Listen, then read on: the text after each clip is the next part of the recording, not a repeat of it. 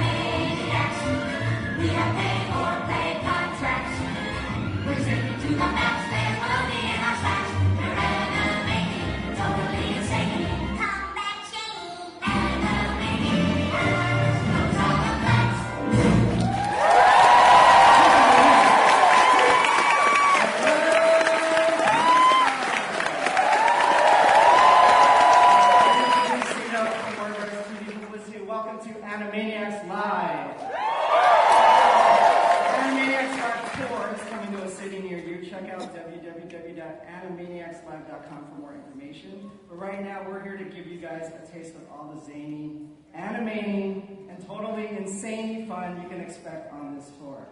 So please tweet along to hashtag AnimaniacsLive as well as hashtag WBSDCC. We're ready to get this show started. It is my pleasure to introduce our maestros for the afternoon, composer and songwriter of Animaniacs. Please welcome Randy Rigel and Rob Paulson.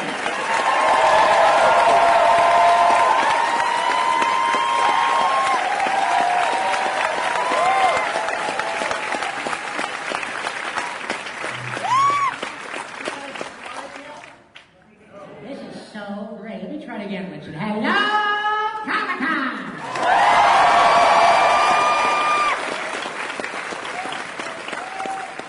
All right, I'm done.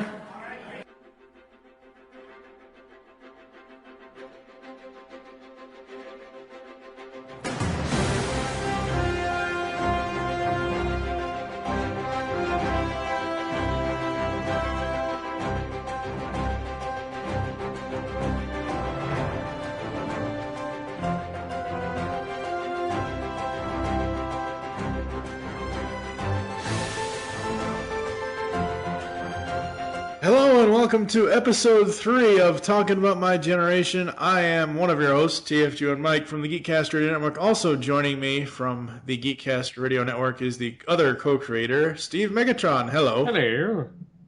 And we are here to talk about San Diego Comic-Con 2016. And you might be wondering, wait, this is Talking About My Generation. Where the hell is Doug? Well, Doug's been asleep for the last 12 hours because he spent all 5 days at Comic-Con this year, and he's pretty much turned into a undead zombie. He's a vegetable. Yeah.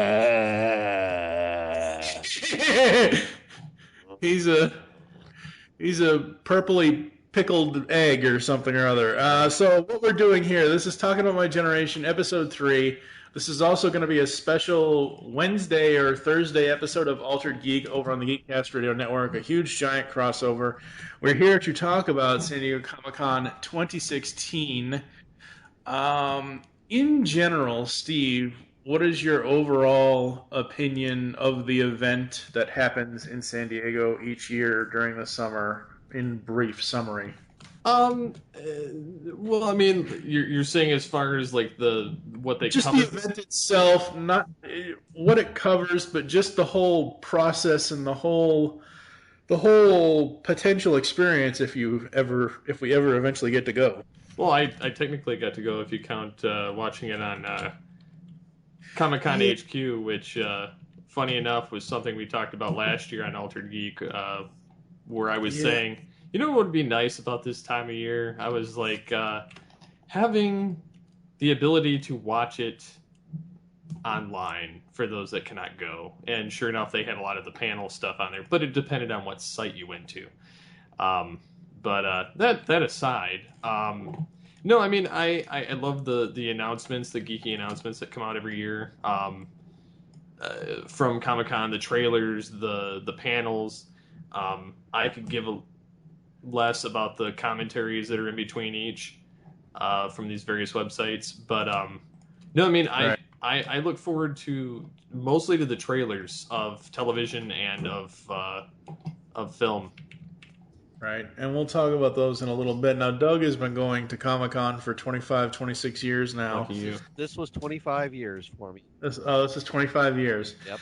I'm not going to ask you your overall because your overall would take 7 hours to get through 25 years. But what I will ask you is compare your first ever Comic-Con to this year and what the differences are to the beginning to what it is now as far as the growth overall of the convention. Okay, well, let me first off start. Comic-Con, it's not about comics anymore. It has not been about comics for probably the last 10 years. There are comics, don't get me wrong.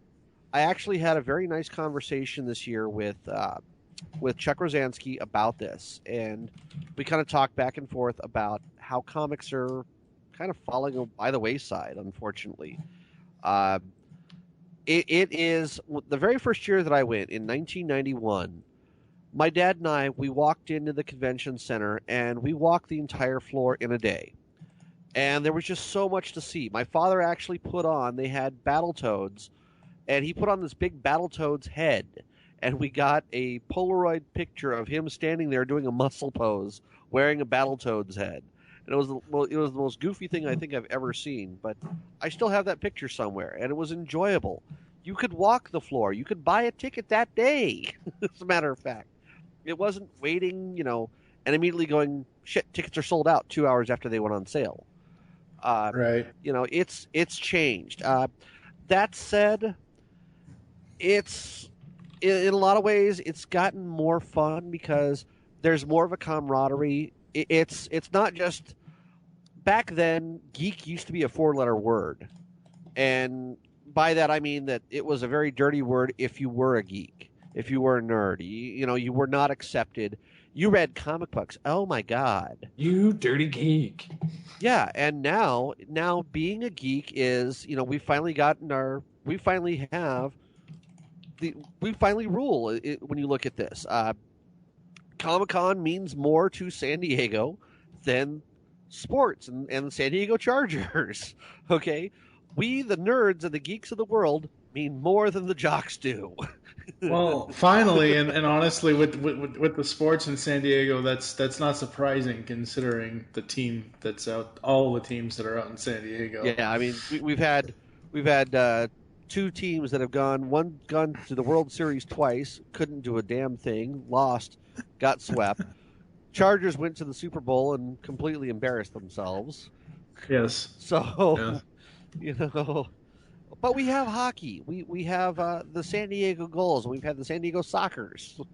Eh? Yeah, exactly. They're minor league teams. What can you say?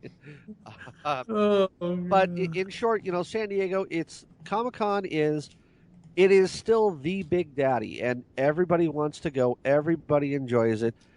It's wall-to-wall people. Yes, it's wall-to-wall bad BO. But all in all, the people who were there, everybody kind of just nerds out together is the best way to describe it. Everybody's cool with each other. That's good. So we're going to take a quick break. You're going to hear some sort of snippet from something. You're either going to hear a trailer from one of the trailer reveals, or you're going to hear a snippet from one of the panels of audio that Doug grabbed. We'll be back on Talking About My Generation, Altered Geek, SDCC 2016 after this. There are songs you will hear that never made it, you won't believe why. Well, Including this song. The actual ending to the song was different, but I wrote it, but I got a call from Warner Brothers Business Affairs, and they said, "You're not doing that ending." And you'll understand when you hear it. Also, people ask me, why would you do, the planets? Well, I did do one with a verse with the planets, but I had been out of town when I was writing it, and Paul Rudd, another great writer for the show, had written a little ditty with the planets with the Uranus gag. So I took it out. So I'm going to sing it to you. This is the original verse of planets and the original ending to the song, which they made me cut. And it's part of a vast interplanetary system with everyone revolving around the sun, with Mercury between us, and after that comes Venus, and still the solar system's just begun. Past the Earth on toward the stars, where we find the planet Mars, which is over 50 million miles away, and orbiting in pattern our Jupiter and Saturn, Uranus, Neptune, Pluto, so we say all together, it's a great big universe, and everyone's a part of it, and no one knows just where the end started. We all live here together, it's our home forever. It's a small world.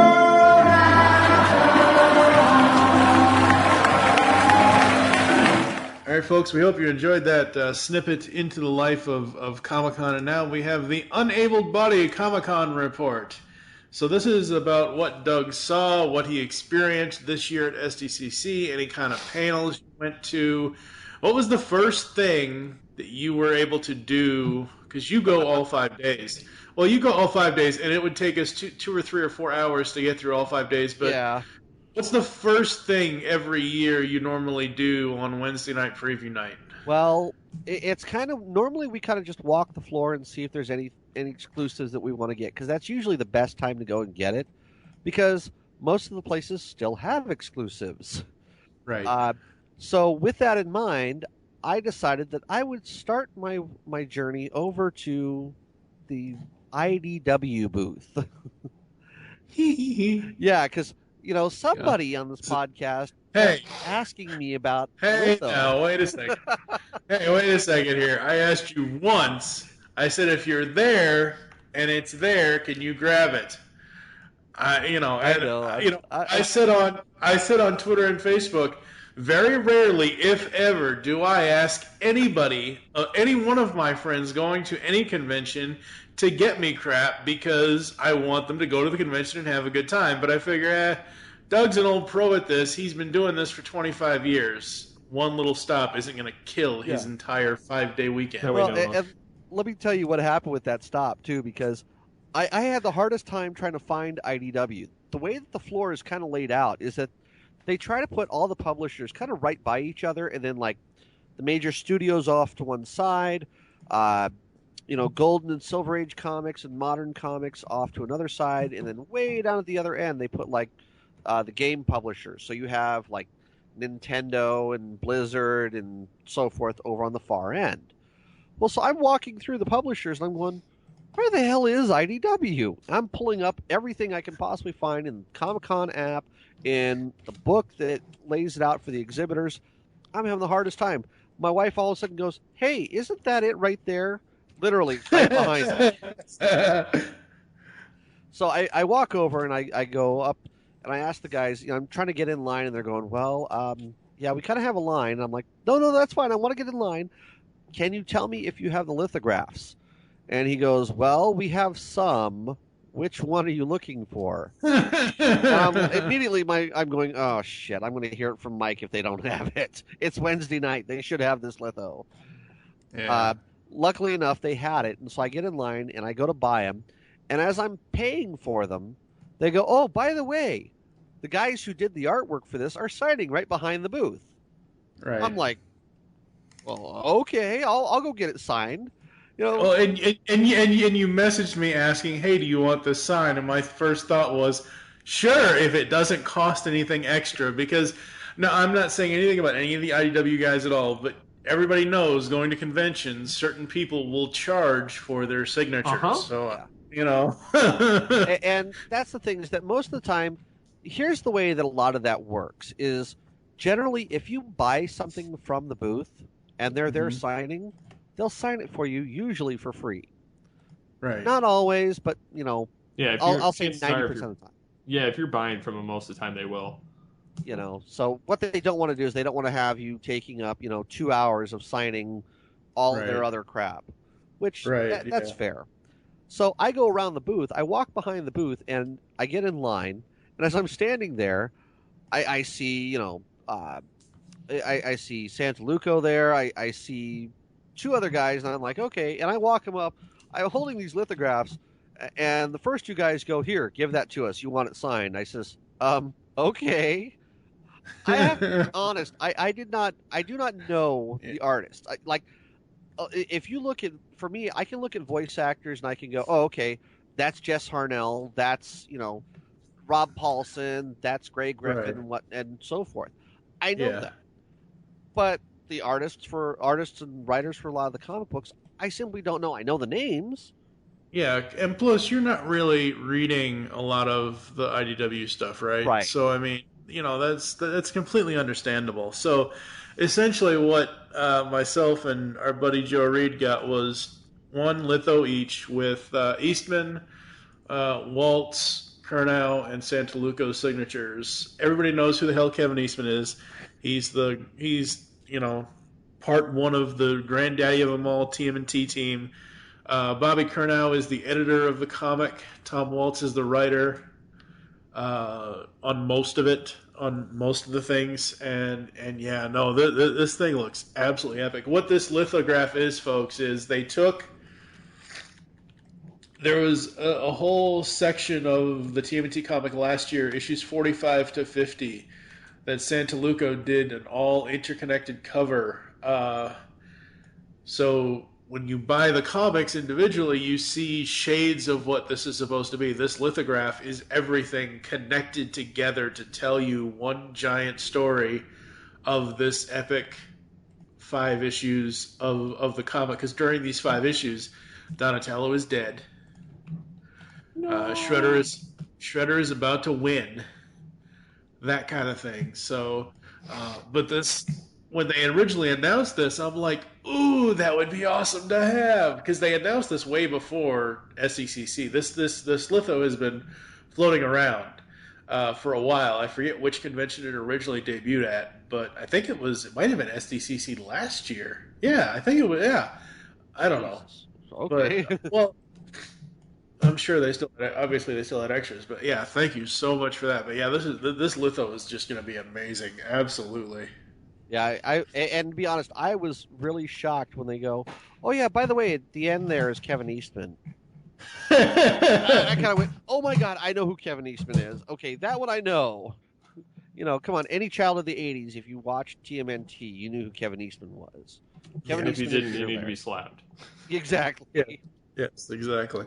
And the other funny thing is, when you said, when you messaged me saying, oh my god, Kevin Eastman just signed yours and Joe's lithos, I'm like, did you ask him for an interview? No. Nope, I forgot. I know, I'm an idiot. I deserve it. It's almost kind of the wrong place to ask them anyway. Well, yeah, but still. Because they're going to be like, no. I do have some interview tied up, which we will discuss once we actually have them on and do that. Right. But we'll talk about that off air. So okay, absolutely. All right. So what else did you see through Thursday through Sunday? Oh my God. We saw Scorpion. We went to the Big Bang Writers panel. Wow. And we saw Bernadette, who I will tell you that is not her real voice on TV. Just in case anybody hasn't figured that out, it is. Yeah. It's not quite as nasal. She's still. No. Yeah. And I will tell you, she is just as adorable in person as she is on TV. Just that cute, bubbly personality that carries through. That is her to a lot of extent. Yeah. The funny thing with that is, I knew that the high pitchy Bernadette voice on TV wasn't Melissa, but I also knew it was also part of her because she had I forget which con it was. There's a video. I'll have to find it. There's a video floating around online about a Big Bang Theory panel. It might have been an SDCC. This is from a couple of years ago, where they're talking about the show and the writing, and they start talking about certain characters, and one of the audience members is dressed up like Leia did in Jedi to save Solo. What is it? What's that stupid character? What's that costume's name? Slave Leia. Slave Leia? No. When she was in to rescue him out of the carbonite at the beginning Bounty of Jedi. Hunter? Oh, Bausch. Yeah. Yeah. There was somebody in a Bausch costume, and this person quotes a couple famous lines from Jedi, and Bernadette is like, "Dude, who are you?" Takes off the mask. Someone who loves you, and it's friggin' Johnny. It's friggin' Johnny Galecki in the Bosch. He basically crashed the panel. That happens more often than you think with a lot of these guys. It's okay, Princess Leia in disguise.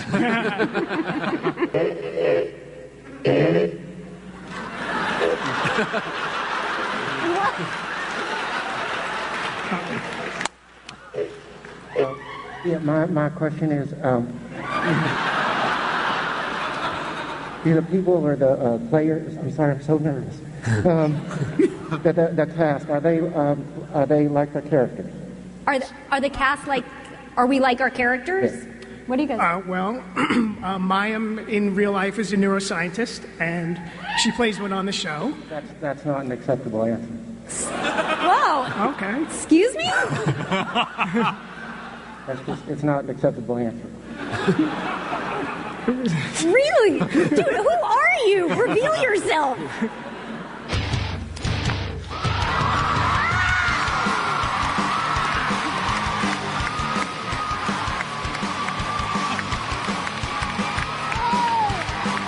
Johnny Galecki, everybody! Someone who loves you. Come on, buddy.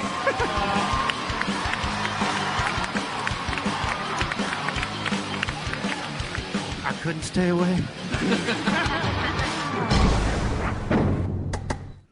Oh yeah, I see stories all the time of certain people dressing up as certain characters and walking around and I think the reason why they do it is not to insult other cosplayers. It's just so they can have the Comic-Con experience without being ambushed.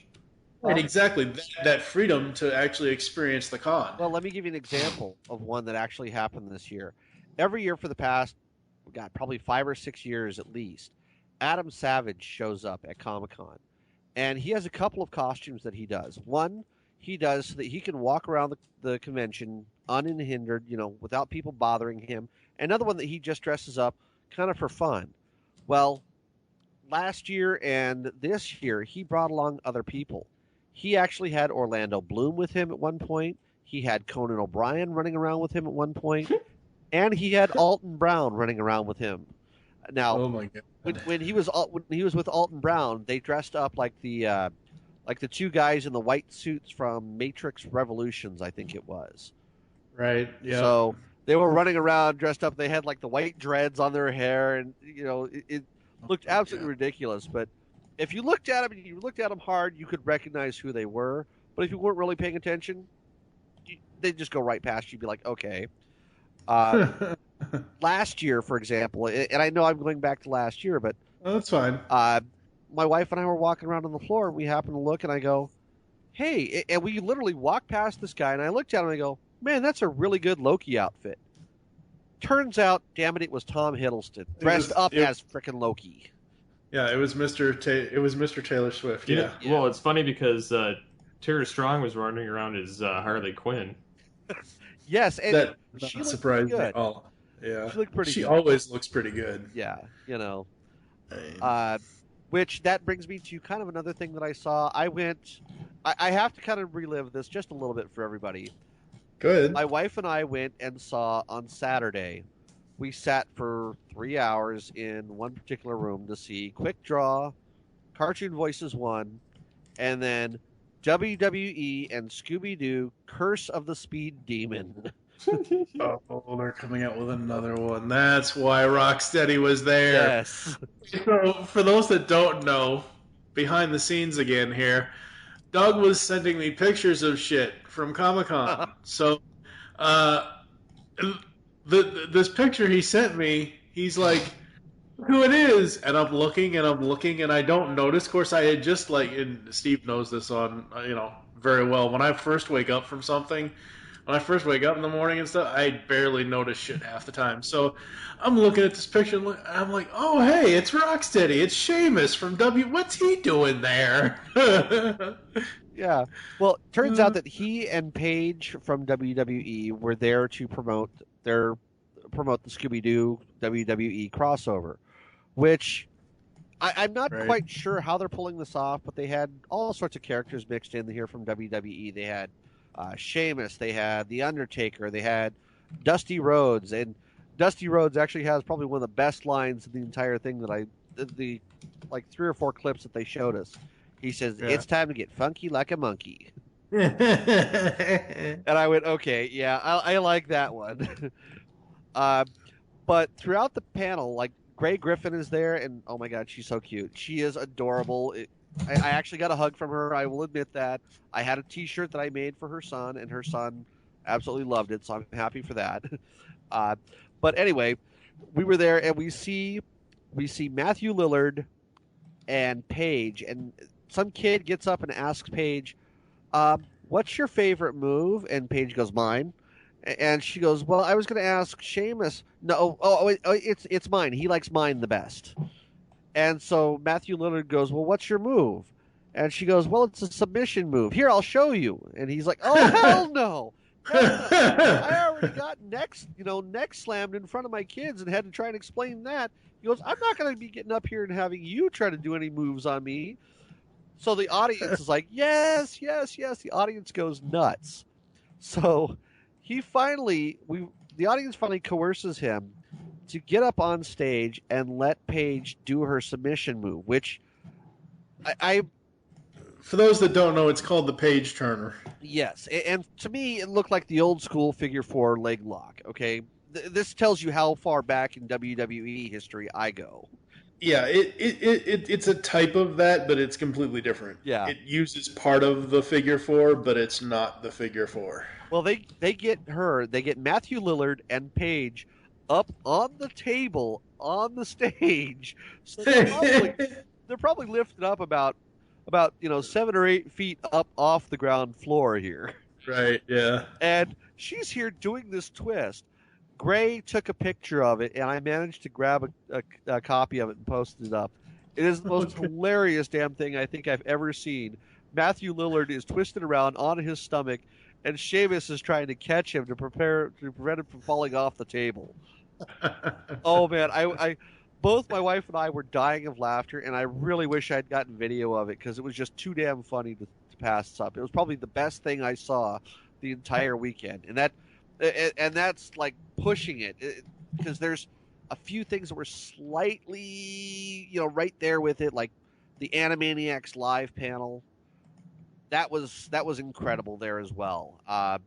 We had Rob Paulson, we had Tress MacNeille, we had Jess Harnell and Randy Rogel basically laying out and doing songs from the Animaniacs.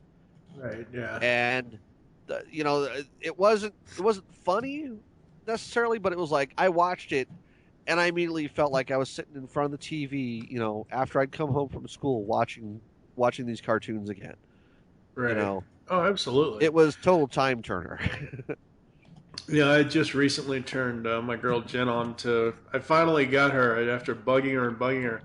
Finally got her to listen to 2 or 3 different Rock Sugar songs, and I'm like, "Look, babe, that's wacko. That's Grim Gloom from the 7D. That's Jess Harnell." And she's like, "I now have a newfound respect for Jess Harnell."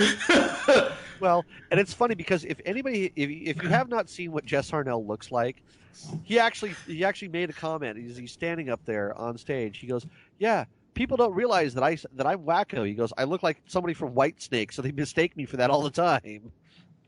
He's got this long curly hair, and he's wearing sunglasses, and he always has like a baseball cap on, and he looks kind of scruffy. He looks like your typical rocker.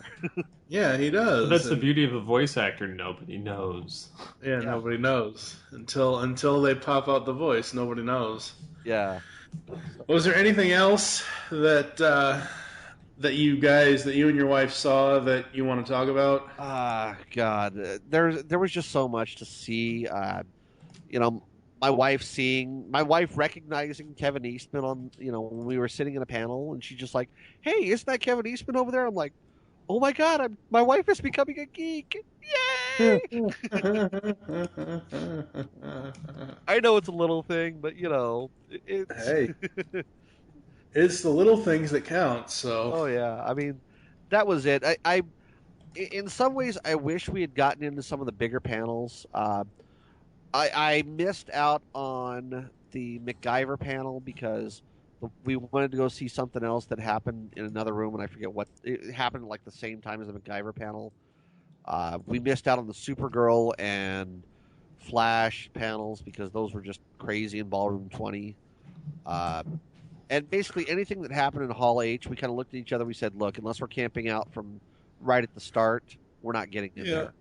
Yeah, no. It's that's just the way it was. People camped out, and you spent all day in Hall H to see whatever you wanted to see in Hall H.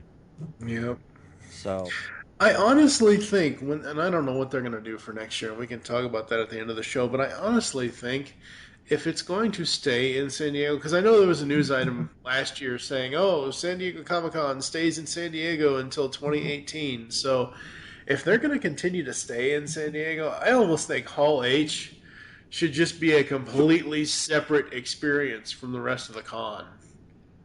Because you just can't do everything plus anything that happens at Hall H. Yeah, it's just not friggin' possible. Yeah.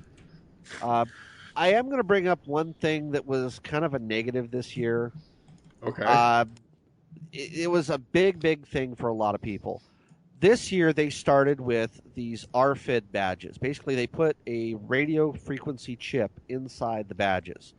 Okay. So instead of them being like a paper badge that had a hologram put into it, prevent people from counterfeiting, because people were paying on eBay almost $10,000 for a 4-day badge. Oh my God. Yeah, and stupid. I'll tell you, I looked at it and I kind of went, $10,000, but I can't. That's a down payment on. It's part of a down payment of a house. I mean, that just to me that's like, I'll go next year. Yeah, and like I said, okay, most of these big events, any kind of big vacation, whether it's a San Diego Comic-Con, or whether it's a Disneyland, whether it's a Disney World, you have to pick and plan what you want to do. You're not going to be able to do everything. Like, I remember as a kid going to Disney World several different times. I went when I was 3 and 6 and 9, I think, when I was a kid. Back then, we could do everything in the Magic Kingdom and Epcot in the 80s at Disney World in about a week. Nowadays, since they've expanded so much, you can't do that anymore. Same thing with San Diego Comic-Con. I am sorry. That convention is awesome, but it is not worth $10,000 frigging dollars. It's just not. Yeah. I mean, it's a great, amazing, one of the best comic conventions, or one of the best conventions that we have in this country. But just to get a 4-day pass, there's no way in hell. Yeah. Between that, I understand why people are counterfeiting, obviously, because if they're going for that much online, God help us for why the hackers and the counterfeiters aren't doing it. It's cheap for them to try. But because of that RFID chip, it caused a huge amount of backup for anybody going in and out of the convention center. What you had to do, every time you went in the front doors, you had to scan your badge. Every time you left, you had to scan your badge. Right. And while it's kind of quick, you have to imagine 130,000 people going through Doing the front that. doors and having to beep on each and every time they went in and out. Right, yeah. Oh, dear Lord. It was a pain in the ass. It was a pain in the ass going in at the very beginning in the morning. Are they going to do this again next year, I would assume, to stop hackers? Probably. So they're going to start doing this every year now. So, look, because of this, before we move on, let me ask you, Doug, is there,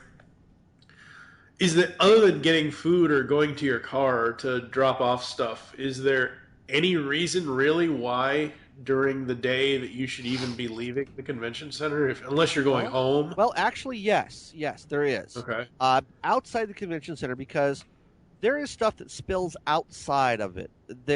Fox and FX had a really cool thing outside where they had stuff from Archer, that they had these like really cool artworks. They had like chairs and stuff that you could go and sit in. They had this wall that you could actually go and climb up, and then you'd come across this top of this wall after you got up the top, and then they would have you actually leap off onto one of these stunt bags, like these big air pillows that you see stuntmen jump off of. And, they jump off 20, 30 feet and land on the pillow. They had that sort of stuff for you to go and do for free. So that was stuff getting people outside of the convention center, which kind of helped. Across the way, over behind Petco Park, they had a Ferris wheel. They had Razor, who does mice and gaming components and everything. They were giving away stuff left and right. They had... one of the more odd things of the convention that they had mixed together was Fear the Walking Dead and Jack in the Box. I'm not sure. Wait. You mean like Jack in the Box, like the restaurant Jack in the Box? Yes. Okay, so now all I can think of is zombies popping out of Jack in the Boxes. Well, that's kind of what it was. You could actually go up. They had like this little Jack in the Box that was there, so you could go up and you could order things, and it was basically a truncated menu, so you could only order like I want to say like 3 or 4 different kinds of burgers there, and you could order like fries, and fries and a drink type of thing. But that was basically it. That was all you could get there. Previous years, Carl's Jr. did something like that where they had you could get a double Western bacon cheeseburger, or you could get a chicken sandwich, or you could get a Famous Star. And they were all pretty much, they cooked them all right there in the truck. They brought it to you. You got a drink. You were good to go. And it was a little bit more than you'd pay for going to the actual Carl's Jr. or Jack in the Box restaurant, but it was right there. And you didn't have to go, you didn't have to get on a shuttle bus to take it 13 or 14 blocks away type of thing to go get a Jack in the Box burger. So you pay for convenience. They also had outside, they had South Park. They did their this is 20 years of South Park, so they had this big huge display that ran. Yeah, I know I'm not a huge fan of South Park myself. No, I think it's cool that they're celebrating 20 years of their show. That's awesome. Oh yeah, but I mean they had this huge run of stuff that you could go through and you could look at South Park characters, and they had clips from over the 20 years. They had a thing where you could actually go and demo the new South Park Fractured But Whole video game. They had one of the more cool things for it was they actually had the school bus that you see at the very beginning, and they had all the kids on there, and they had a Les Claypool character who's stuck to the side of the school bus playing a banjo or a bass or whatever it was that he's supposed to be playing. So that was kind of fun. And at the very far end of that, they had Amazon had showed up, and they were promoting the new series on Amazon Prime Instant Video of The Man in the High Castle, and then the new Thunderbirds Are Go series. So they had stuff outside of the convention to do. Right. They also, I almost forgot, Comic-Con HQ had their booth over by the FX and Hilton Bayfront. So you could actually go and see them doing live stream events right there when they were talking and doing interviews with people. Oh, cool. So, this is all stuff that you don't have to have a badge to go down and experience. So even if you don't have the Comic-Con badge, you can still go down and spend the entire day down there and have fun and see stuff and experience stuff that Comic-Con goers are experiencing. Yeah, very cool, very cool. All right, we're going to take another quick break, and then we're going to come back with the SDCC News Roundup after this. Computer, how do I put the Joker in Arkham Asylum? Quickest route, no freeways. Computer, do you hear me? Hello, Master Bruce. I've just taken away your computer privileges. Gasp. Sir, it's time for you to stop this unhealthy behavior. You can't spend the rest of your life alone, dressed in black, and staying up all night. Good night, Alfred. Sir, it's morning. You need to take responsibility for your life, and it starts by raising your son. I'm sorry. I literally have no idea what you're talking about. The young orphan you adopted at the gala. I thought I was being sarcastic. Hello, secret camera. What? It's the Batcave! Oh my gosh, oh my gosh, oh my gosh, oh my gosh, oh my gosh, oh my gosh, oh my gosh, oh my gosh. Oh. Batman! Whoa! You're darn right, whoa. Wait, does Batman live in Bruce Wayne's basement? No, Bruce Wayne lives in Batman's attic. Wow! Do I get a costume? Don't touch that. The Mariachi. That one is culturally insensitive. Night Terror. What do we think of this? Glam Bat. This one. Absolutely not. Wait, what's that one there? I love it. My only trouble is his pants are just a little tight. I got an idea. Rip! It's better. Now I'm free. Now I'm moving. Come on, Batman. Let's get grooving. I can only look you in the eyes right now. Are you ready to follow Batman and maybe learn a few life lessons along the way? I sure am. But first, where's the seatbelt? The first lesson is life doesn't give you seatbelts.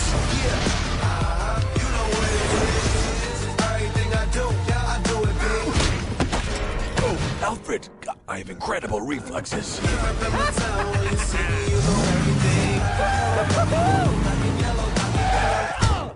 Oh my goodness. I am so sorry. As soon as I get back to the Batcave, I will make sure that Alfred puts seatbelts on there. But for the time being, I'm just going to put my arm right here, and we're just going to gently ease out of here. Real gentle like. Hey, computer, I'm home. What is the password? Na Batman. Thank you. I love it.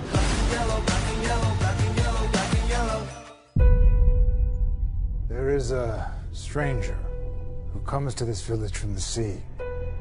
He comes in the winter when people are hungry and brings fish. He comes on the king tide. That was last night.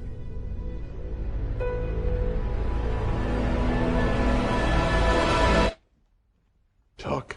I believe that an enemy is coming from far away. I'm looking for warriors. This stranger.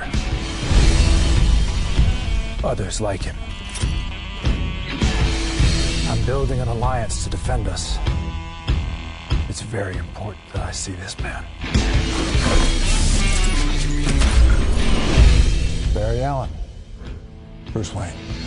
You said that like it explains why there's a total stranger sitting in the dark in my second favorite chair. He said he'll fight with us? More or less. More or more less?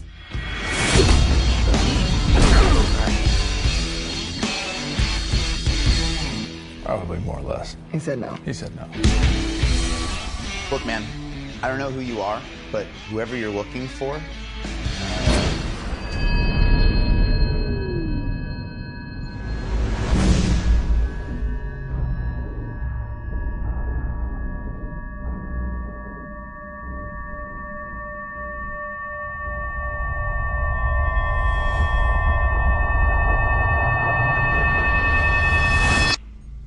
So you're fast.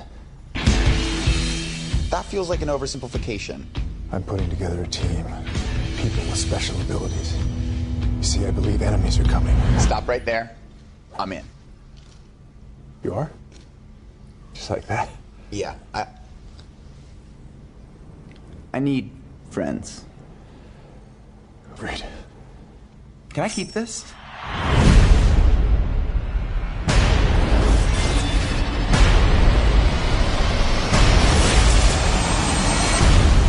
I heard about you. Didn't think you were real. I'm real when it's useful.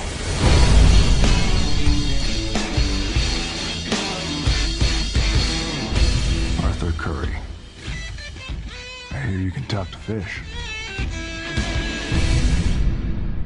All right, folks, we are back, and we're here to talk about the trailers, the panels, everything that we saw online come out of San Diego Comic-Con. I think the first thing we ought to start with is television, because we saw Arrow training the young Super Friends, which is, for season 5 for me. Steve, what did you think of the Arrow trailer?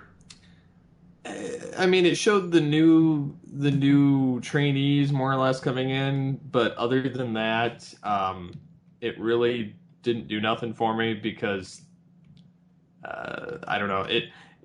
My problem with a lot of these teasers for some of these shows are they spend more time showing stuff we've already seen from like the current season over just showing us something new. Yeah. Doug, what did you think of the Arrow trailer overall? Well, I kind of liked it for what I saw, but I'm kind of like, damn it, there's spoilers in this because I'm still watching the season 1 of Arrow. I just got started, so I apologize. Yeah. Doug's trying to catch up.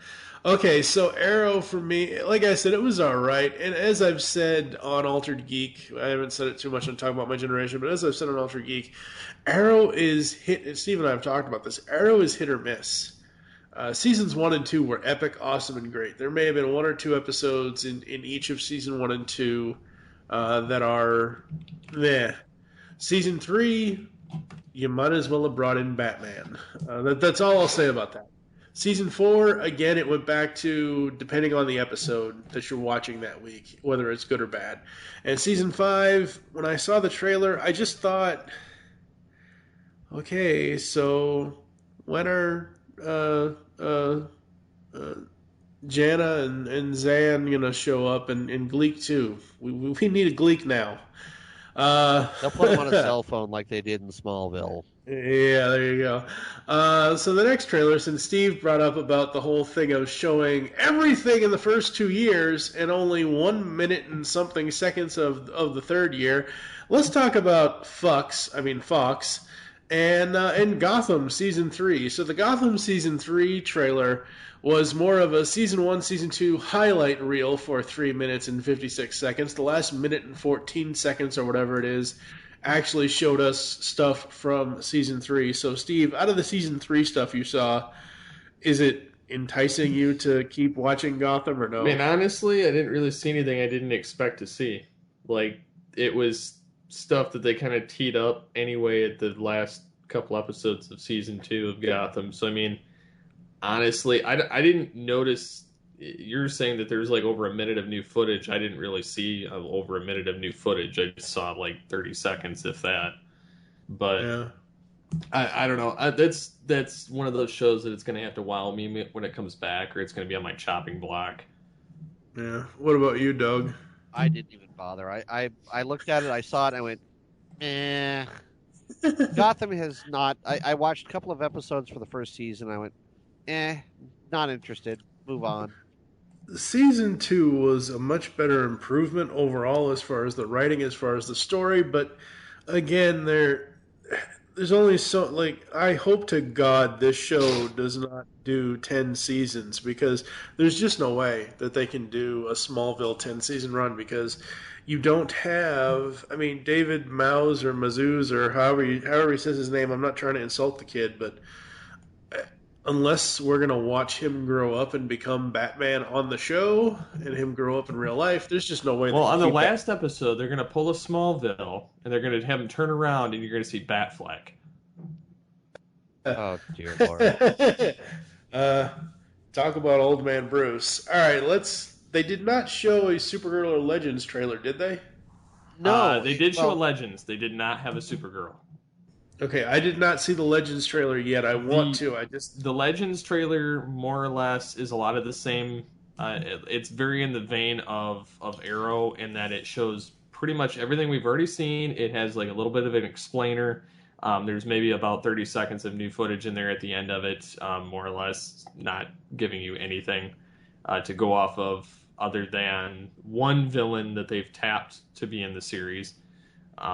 Being Damien Dark, but it clearly looks like a past version of him. Yeah, And they have Sarah in there, and then they have that Rex guy with Heatwave flying the Wave Rider. So it's yeah.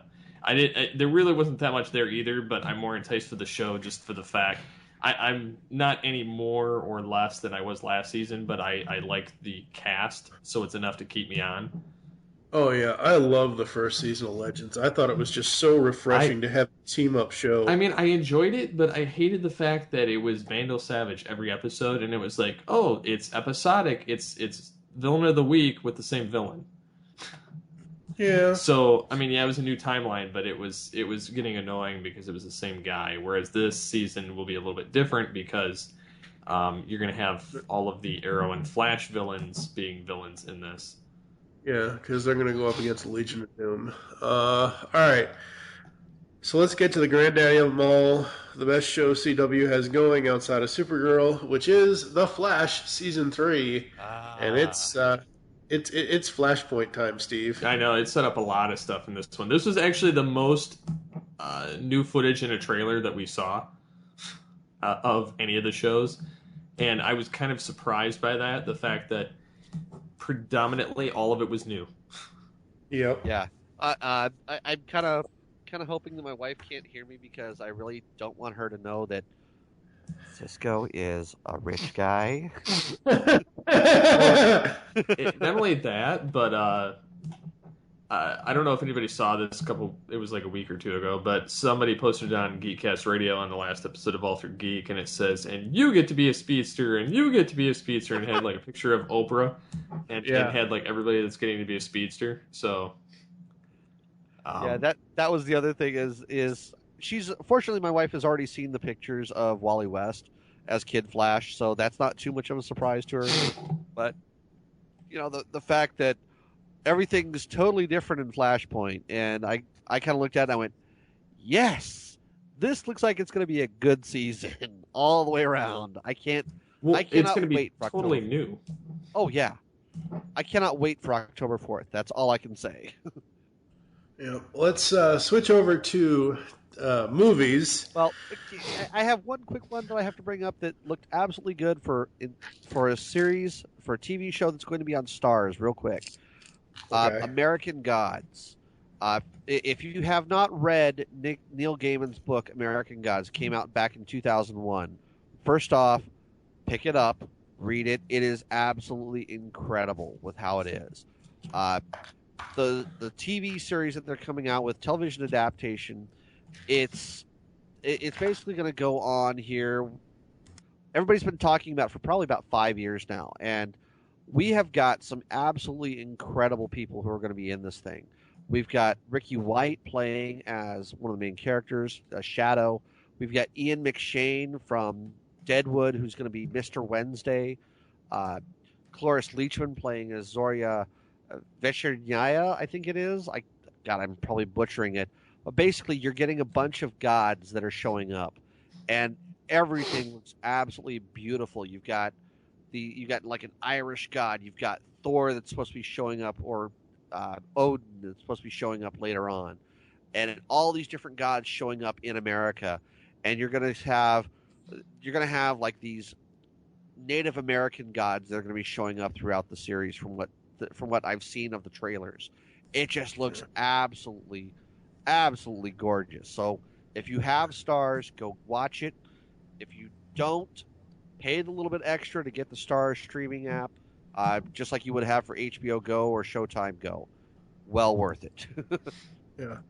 One other thing we need to bring up before we get to film, because I actually want to take a break in between the two here, but Star Trek had an eventful Comic-Con, and they revealed the ship, and they revealed the subtitle to the series. Steve, thoughts on the ship that they revealed for the Star Trek CBS television series? No, thank you. They can keep it to themselves. I don't need any STDs in my Star Trek. Oh, come on. Don't you like Starship Discovery Channel? Well, you know what's funny about Starship Discovery? I was doing some research the other day and just kind of nonchalantly came across a article about canceled and failed Trek universes that never made it. And surprisingly enough, another one that Fuller was attached to was the ship was the exact same design for that failed TV show as the Discovery for the new show. Oh, wow. And I screen capped between the two and compared them because it irritated me. And it looks, I mean, one's the underside, one's the overside, but like it was called Star Trek Planet of the Titans, which was the original show. It's supposed to be more war-like, and the ship is to a T the same ship. And the thing that irritates me with this is like it looks so cheap. It looks so cheap. But I'm hoping that it's just teaser footage. But yeah, I don't know. Like and Trek and Discovery are kind of an oxymoron. So well, because you're discovering the unknown either way. Like you're trekking, you're going on. I don't know. Yeah. So I had asked. I actually had to re-record it because I wasn't recording at the time, but I had asked my girl Jen about what, had she heard about it and whatever else, and we had a little bit of an over-sexualized conversation about that. So anyone with squeamish stomachs, skip ahead about a minute and a half, 2 minutes. We'll be back after this because it's just hilarious. We make nothing but condom jokes the entire time. We'll be back after this. Oh no, they sent the wrong Spock. Live long and suck it, Zachary Quinto. So, Jen, have you seen the new name, the new subtitle for the Star Trek series? Yes, I have, Mike. Yeah, Star Trek Discovery. Just think about that for a minute. Star Trek Discovery. It's an STD. Well, then I guess we're gonna have to watch it with condoms. We don't need no STDs over here. I think we said, honest to God, if I could see, we could watch it. I could see us on the couch, like sitting there watching it, and just for the fucking hell of it, every week we'll just get our little like thing of like we'll like just blow up some little like condoms, like balloons, and just kind of wrap them all over the TV and shit, and just make a little viewing party out of it every week.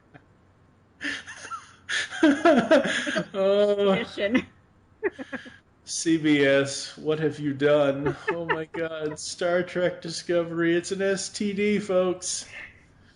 God. Oh my God. Watch it with passion. Watch it with passion, yeah. Watch it with Trojans. Don't forget the K and Y. That's a whole other thing right there. That's a whole other thing right there. Yeah, that's a whole other lubricant problem. Yeah. Turn around, Kirk. Yeah, that's a Trojan horse of a different color. Oh God, we could keep going all night with that. I know. Oh, good. Star Trek Discovery, folks. Your new Star Trek television series is an STD.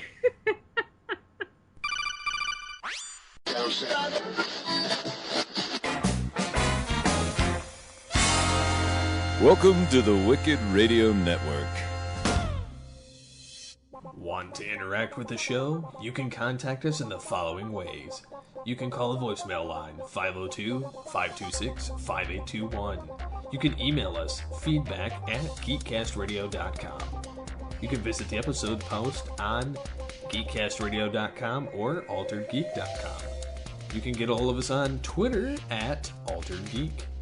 Look for us every week on geekcastradio.com, of course, Stitcher Smart Radio, iTunes, Blog Talk Radio, and alteredgeek.com. And now, back to the show. All right, folks, now that you've heard nothing but bad Star Trek Discovery STD jokes... Now that we're done trekking to the D, let's move on. Yeah. To the films, and we're going to start with the Suiciders. We're going to start with Suicide Squad. There was 2 clips I saw. I saw the full trailer, and then there was another clip with Harley and Joker where she says, "Batsy, you're ruining date night." So, Steve, what did you think of the overall Suicide Squad trailer? Meh. I have little to no interest in this film.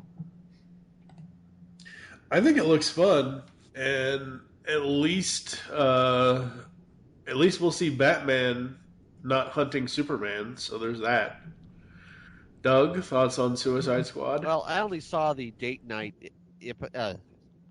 stuff because that was what was on Conan O'Brien, and I caught that, and I was kind of like, "Oh, that's okay." Batman shows up, woo! And that, and then I saw a picture of Harley Quinn, of Harley's actual black and red actual outfit that she had on in way back when in Batman the Animated Series. Right. And I kind of went, "Oh my god!" And she doesn't wear it, and so I was like, "Yeah, there's a GIF going around online of her tearing it up." No, she throws it away.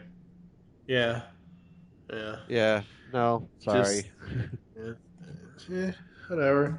All right. Let's see. We got Wonder Woman. What did we think of Wonder Woman, Mr. Steve Trevor over there? Oh, sorry. You mean Steve Rogers? I mean Steve Trevor? I mean they're the same guy.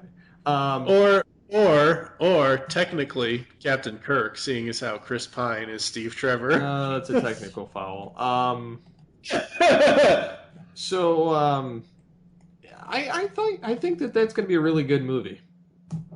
I think it's going to be really good. I think it's going to be very much along the lines of Captain America, the first Avenger. I think it's going to be very much in that vein because it takes place around the same time.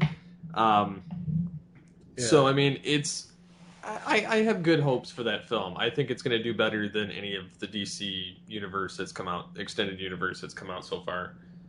Yep. Doug, thoughts on the Wonder Woman trailer? Oh my god, there's color. No. Okay. I mean, that was like the first thing that when I saw it, I went, "It's not all dark. And there's color. There's a beach. There's a beach. There's red and blue in there. Oh my god, there's actually, that was what shocked the hell out of me." Don't they have a female director for that? I think so, but I'd have to look. I'm pretty sure they do because they wanted that for that film, but thank God.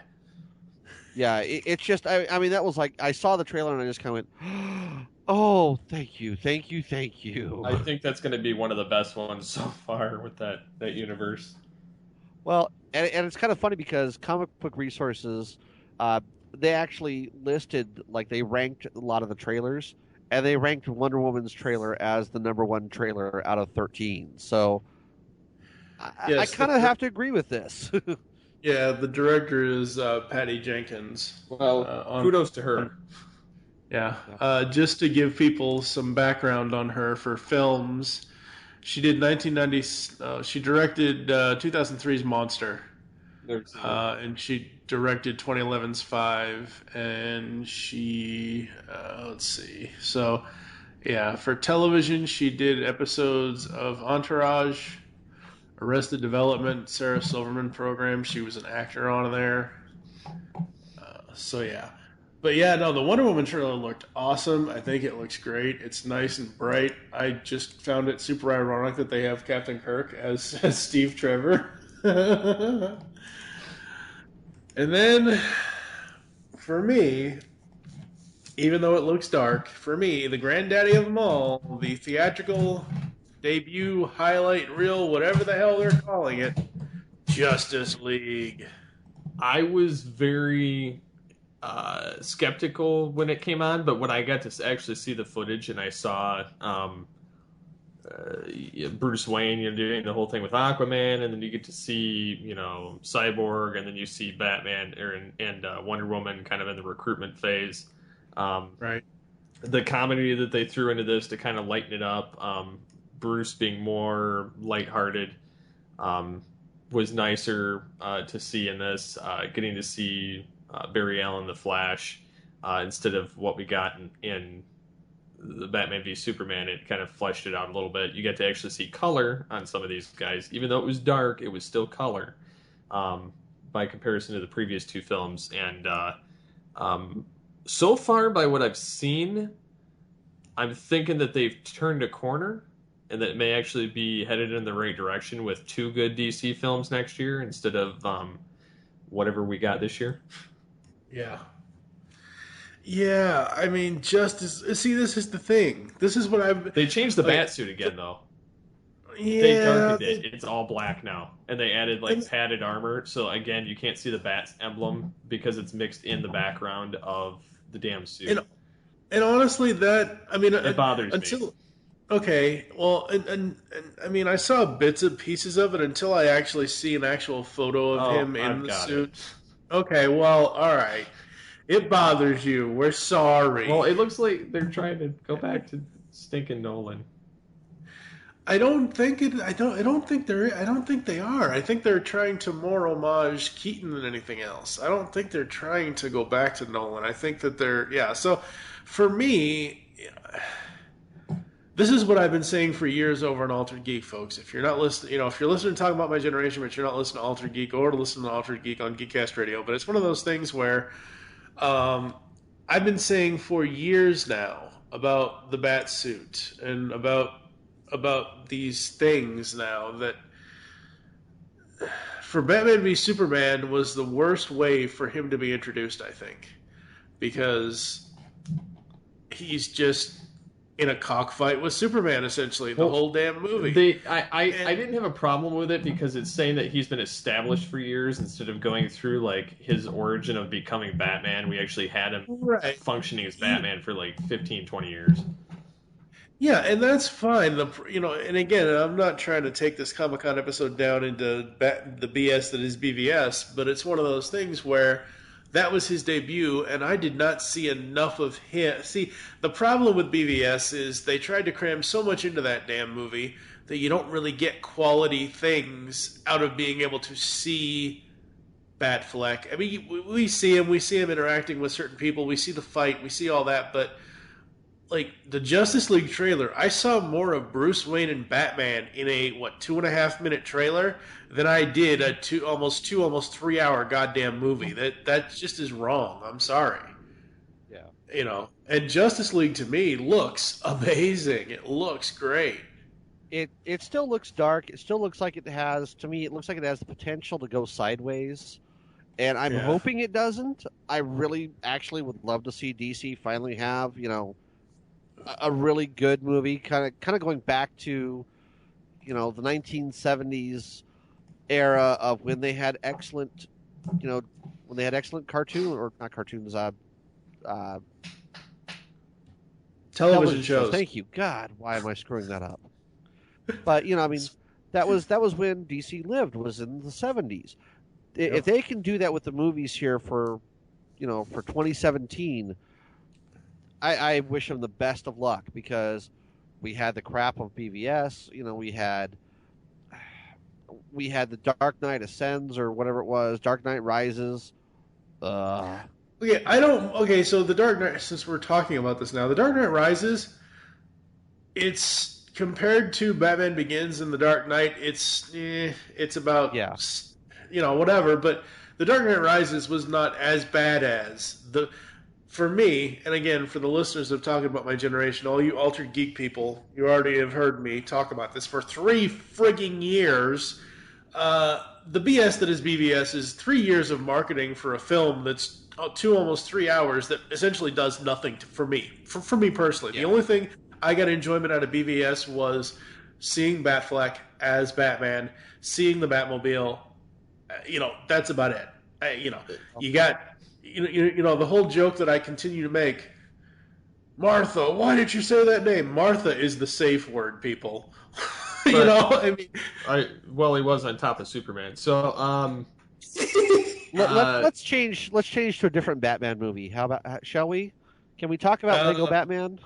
Yes, Lego Batman. I almost forgot about Lego Batman, but Will Arnett is awesome as animated Batman. If anybody's going to succeed, and I don't have any problem with the guy that's doing the current DC animated stuff. next to Conroy, but Arnett is like a natural at it. Oh God, yes. I mean, he's the perfect character. And when I first heard that he was going to be Lego Batman and Lego Movie, I was kind of like, oh, why couldn't they get Kevin Conroy to do it? I mean, that was my thought at first, and then I saw Lego Movie, and I went, oh, he's actually not half bad. And then I saw the Lego Batman movie trailer, and I went, oh shit, he's perfect for this. Alfred locks him out of the Batcave computer, and then he's like, "Oh, you have to take care of your son," and he's like, "We don't," and they're like, "Where's the seatbelt?" "We don't need seatbelts." And then he smacks, "Oh, I'll get Alfred to install those later." Yes. Now, is that supposed to be Grayson or is that supposed to be Damian? I think it's supposed to be Damian, but I don't think there's a specification. I just think they're saying Robin because he's supposed to be real dorky. They said it's Ward, so it might actually be Grayson. It might actually be Grayson. Yeah. The Lego Batman movie was the Lego Batman trailer was awesome. Absolutely loved that. There were some great one-liners in there, like, "Oh, so Batman lives in Bruce Wayne's basement?" "No, Bruce Wayne lives in Batman's attic." Yeah, I love that line. That and then all the different costumes of Batman. He's got the one that's obviously going to become the Robin, and it's the Reggae Man. And you see him, he goes up and he goes, "Oh, these pants are a little tight. Ah, that feels so much better." And he's going, "I seriously cannot look at anything but above the waist." Yeah, it's hilarious. So some other things that happened at Comic-Con, specifically to TV and film and animation scores, we had La La Land Records debuting 7 titles, actually 7, but 5 are discs, 2 are vinyls. They had the Star Trek 50th anniversary vinyl that they introduced. They had the Wonder Woman's 7-inch picture disc vinyl that they introduced. And then the 5 CD soundtracks, we have Justice League, the first 2 seasons of the Bruce Timm cartoon Justice League, from Secret Origins 3-parter to the Starcross 3-parter, so all of that music is now on 4 discs. They had Supergirl Season 1, The Flash Season 2, Batman the Animated Series Volume 4, which closes out the first 65-episode run of music for Batman the Animated Series. I do know for a fact at some point down the line they're going to be doing Adventures of Batman and Robin and then New Batman Adventures. The way that La La Land does these releases is that they're wanting to single them out to show as the individual kind of show. Like, the way that Warner Brothers and DC marketed BTAS was that one whole season for the 65 run, then they changed the shows and all that. So they're marketing, La La Land's doing it that way. They also had, oh God, what was the other one? Flash, Supergirl, BTAS, Justice League. Oh yeah, The Killing Joke with Dynamic Music Partners Michael McQuistion, Lola Hermanas, and Christopher Carter, and also guest starring Mark Hamill on the track "I Go Loony." Now, have we all seen the movie? Yes. I have not yet. Okay, but I kind of know what happens, so it's okay. So let me just say this right now, folks. There have been plenty of times in the past, specifically Batman, Mystery of the Batwoman, that ties into the DC Animated Universe, where it has been alluded to that Bruce Wayne and Barbara Gordon have some sort of relationship. La la la la la la la. Shit, I know. I'm going to have to say in a second here. So, in that movie, they slightly hint at them having some sort of relationship. In the comics, for DCAU, Kyle Higgins expanded on that and made the story emotionally charged and emotionally taxing and emotionally well written. They did that. What he did was he took just a piece of a scene and created a whole story around it, and it was epic and it was awesome and whatever else. But everybody, including all the news media outlets online, are like, "Oh my God, Bruce Wayne has sex with Barbara. Batman has sex with Batgirl. Oh my God, it's the end of the world." No, it's not. Yes, I know, I get it. Most people, including Doug, who's going to talk here in a second, see Bruce Wayne and Barbara Gordon as more of a father-daughter kind of thing, but apparently that's not how DC sees it. Well, in the animated series, it was insinuated that she wanted the D, so that was... Yeah, or she wanted the D too, so... Well, and I mean, I know that came up in Batman Beyond, that they talked about them having a romantic fling, but I still, even to this day, I'm kind of like, I don't like that. It's just, it feels wrong to me because, like I said, Batman always seemed like more of a father figure to Barbara Gordon than, Commissioner Gordon, Jim Gordon never really was to her. And part of that was because Jim was kind of just married to his job. And that's kind of why I got the feeling like Barbara went off to go be Batgirl, was because she wanted the attentions of her dad. She wanted her dad to take notice of what she was doing with her life. And, that was how Batman was looking at her. And so she was feeling that. So for her and Batman to, get down and dirty, it was kind of like, oh, this doesn't feel right. And that's, I know that there's only supposed to be like a 10-year age difference between them and all that. It's still not something I like. That's me. And if everybody else wants to go off on it, everybody else likes it, great. You guys can like it. I have my opinion, and that's it. Right. Okay, so... Yeah, I didn't care either way. It didn't impact the story that much for me to relatively have it in there when it's been insinuated for years, but... Yeah, and the other thing is, in the story of the Killing Joke, without spoiling it too much for Doug, I mean, really, the relationship is... It's essentially a nil factor, because it really doesn't, like... Because they just constantly insinuate that there is, and they have... Well, you've seen the GIF online, right, Doug? Well, I know what happens. I know that Barbara Gordon is Oracle and all that. So right. Well, that's part of the story. That's part of the graphic novel. But I'm saying the sex scene is there's a GIF of the sex scene. They're on a rooftop and they end up having sex because supposedly they're dating. Yeah. But it's never really like that. They dance around the issue, but really for me, it's not even about that. Like the whole movie isn't even really about that. So. Yeah. I do want to read this verbatim, so I get the quote right. This is quoted from Bruce Timm on Comic Book Resources regarding the whole sex scene thing. Quote, "It came from a three-way conversation between co-producer Alan Burnett, screenwriter Brian Azzarello, and myself," Tim said of the scene's origins in an interview with Vulture.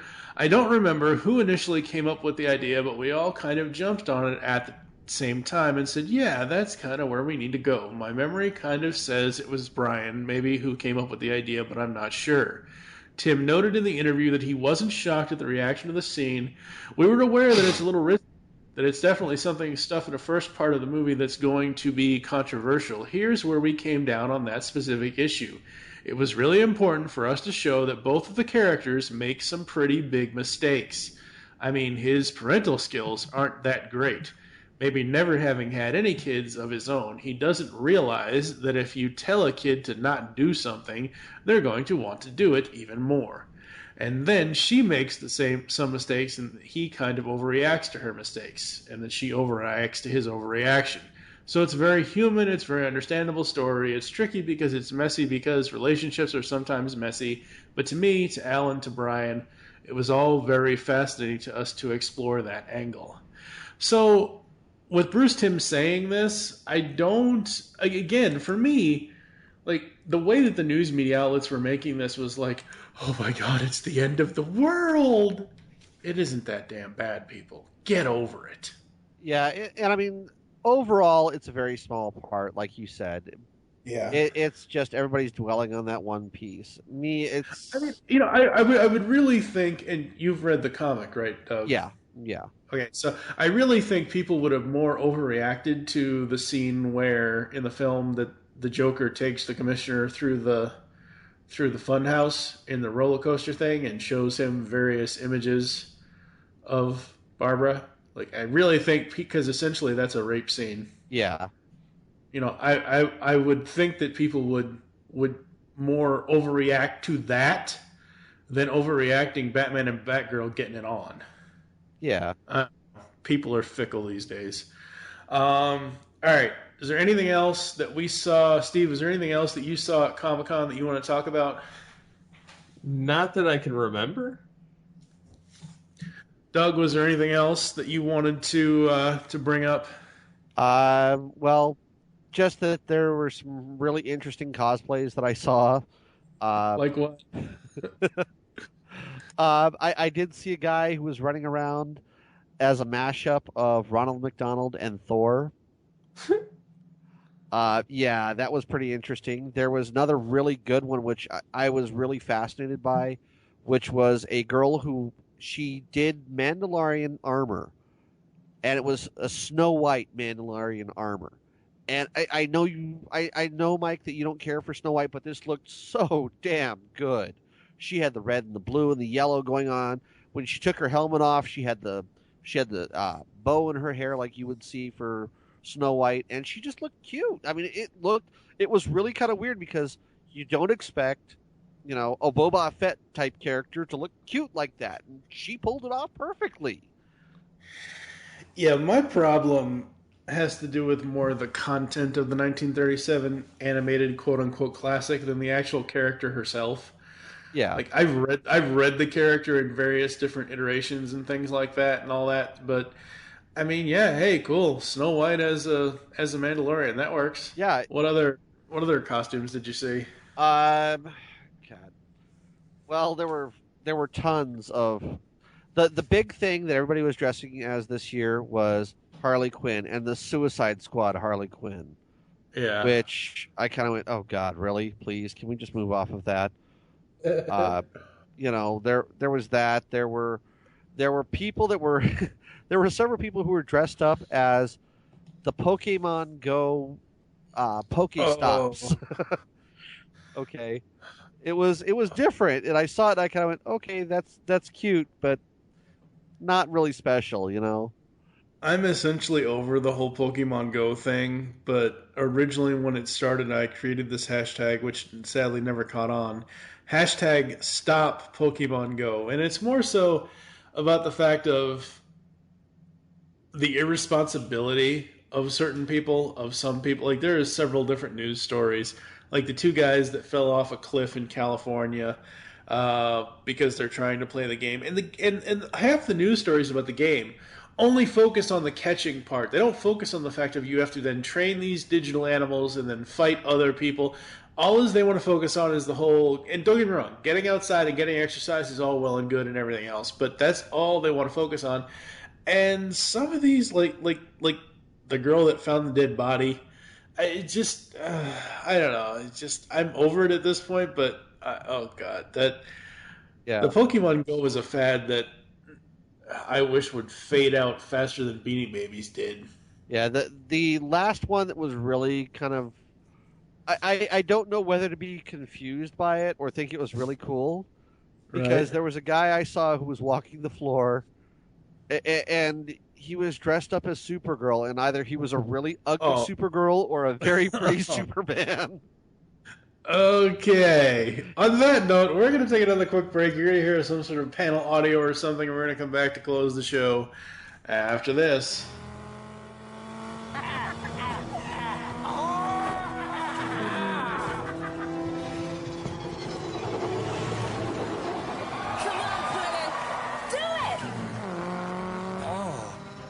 We've got company. Betsy.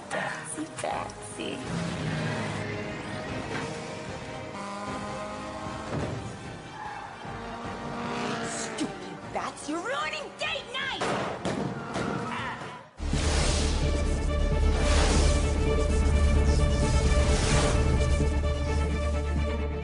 There's only one thing I know about life. I know some things happen by chance. And some things happen because we make them happen. You're safe now.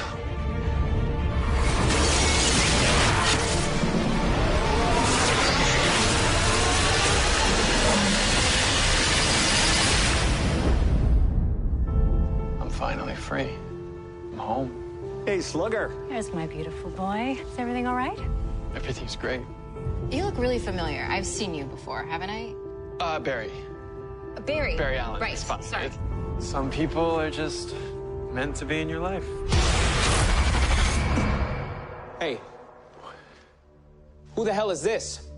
Cisco Ramona's the richest man in America. Is there a better way to get to work than by helicopter? Cisco. Don't call me that. I don't know you, String Bean. We're not partners and we're not friends. You don't know me. You don't know my life. We're something else to each other where you come from, aren't we? This isn't your home, Barry. It's a mirage. It's already screwing with you and everyone you love, and pretty soon it's gonna take me right down along with you. What should we call this brave new world that you've whipped up for us? I was thinking Flashpoint.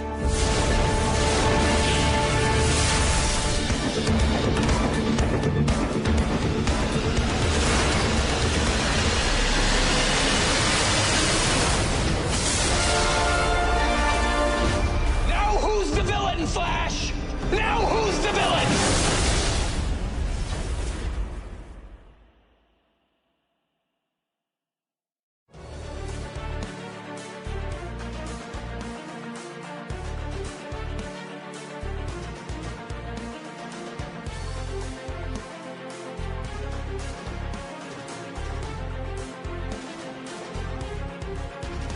All right, folks, that's it for Talking About My Generation Episode 3, this special team-up with Altered Geek, San Diego Comic-Con 2016. Well, it was an adventure, wasn't it, guys? Oh, yep. God, yes. It was an adventure of sight, of sound, of smell. And that smell is most likely you need to put on deodorant. Yeah. Yes. It's like we said in the pre-show, shower every day, or if you have to, every hour while you're there, and put on lots and lots of deodorant. Yes, and I will bring that up because I was one of the dumb idiots. Oh, no. Thursday, I dressed up as Kingpin. Oh, yeah, that's right. Okay, I was a moron for this. 93 degrees outside and 90% humidity, and I'm wearing a 70-30 wool polyester blend suit. Black suit. Yes. Yeah. Yeah. I must have drank about 6 gallons of water that day. Yeah. The black suits ain't coming this time, folks. Yeah. All right, so that's going to do it for us here on Talking About My Generation and Altered Geek. Steve, what have you got coming up? We've got the Total Fan Experience, right? Yep, for episode 149. That's right. Here on Talking About My Generation, we've got episode 4 coming up. It's going to be kind of a catch-all episode. We're going to have my buddy Joe Reed on, and we're going to talk about what kind of geeks are we. So it's going to be a general conversation with Joe, talking about various geeky interests, trying to kind of keep the podcast original, not just rotating between television and film, which is what we're doing now anyway. After that, we're going to do The Catch Season 1, which will be a crossover with GCRN's Remote Control. After that, we're going to spend time with the Mars Attacks aliens celebrating 20th anniversary of Mars Attacks. Oh, man, I can't believe that it's been 20 years. I remember going on a date with somebody to go see that movie. So that's what's coming up here on Talking About My Generation. Doug, where can the people find you online? You can find us out at mygenerationpodcast.com. You can write us at mygenerationpodcast@gmail.com. And you can find me at SPRZOUT at Spurzout on Twitter. And Steve, what about you? You can get a hold of me on Twitter at SCP21. Find me on Twitter at TFG1Mike. Also follow at Geekcast Radio for all the other Geekcast Radio Network updates. Comic-Con, the con is off, folks. We will catch you next year for San Diego Comic-Con 2017, or hell, maybe it'll be Las Vegas Comic-Con. Who knows? I really, really want them to. If it ever leaves San Diego, Vegas is the place I want it to end up. Oh yes. Vegas with triple digits and 102 in the shade, and people wearing black suits and costumes. Yeah, that's a great idea. It's not my fault the only costume you can pull off is a kingpin. Well, I could pull off the Blob too, but I can't find that black one. One. Oh, okay. On that note, folks, we're gonna get the hell out of here.